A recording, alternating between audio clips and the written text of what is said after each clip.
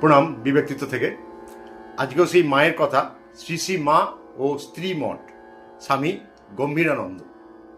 শ্রী মায়ের সমস্ত জীবন ছিল আধ্যাত্মিকতাময়। সকাল থেকে রাত্রি এবং পরদিন প্রত্যুষ পর্যন্ত চলত আধ্যাত্মিক সাধনার ধারা। বিরাম নেই, বিশ্রাম নেই, নিজের সুখ সুবিধার চিন্তা নেই, ঠাকুরের সেবাতে উৎসর্গীকৃত তার প্রাণ।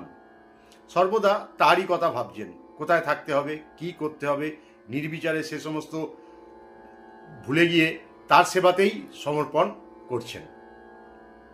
প্রগতিশীল ছিল তার বুদ্ধি, প্রগাঢ় ছিল তার দৃষ্টি।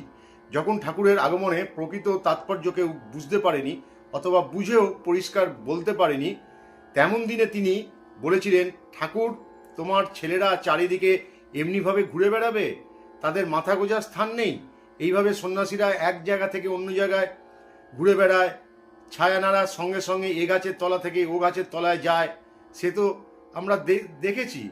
তার জন্য যদি তোমার আগমন হয়ে থাকে, এইটুকুতেই যদি তোমার শেষ হয়ে যায়, তাহলে তোমার আসার তাৎপর্যটা কি? প্রার্থনা তিনি করেছিলেন তাতে তার ছেলেদের একটা স্থান হয়।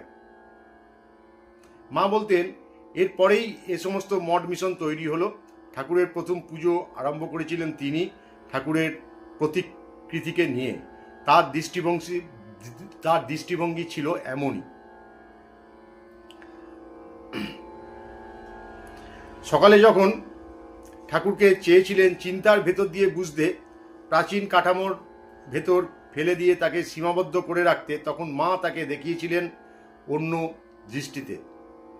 তিনি জানতেন ঠাকুর একটি নবীন বাণী নিয়ে এসেছেন, এটি নবপ্রেরণা ভারতে এনেছেন, যার অর্থ হয়তো তখনকার দিনে আমাদের কাছে পরিষ্কার হয়ে ওঠেনি। দিনে দিনে আরও পরিষ্কার হবে। ক্রমে তার কাজ আপনা থেকেই প্রসার লাভ করবে, যার চিন্তা হয়তো আমরা এখনো করে উঠতে পারি না। ঠাকুর ও মায়ের চিন্তাধারা কতভাবে কত দিকে রূপায়িত হবে, সমাজের নতুন প্রেরণা জাগিয়ে নবভাবে তাকে উদ্বুদ্ধ ও রূপায়িত করবে, তা কল্পনা করা সাধ্যাতীত। মা জন্মগ্রহণ করেন পল্লী গ্রামে, কিন্তু তার বুদ্ধি ছিল কি গভীর। সম্মুখে তার দৃষ্টি প্রসারিত ছিল। রাধু যখন ছোট মেয়ে, যদিও তার বিয়ে হয়ে গেছে, তেমন তখনকার দিনে ব্যবস্থা ছিল বিয়ের, সেই স্কুলে পড়বে।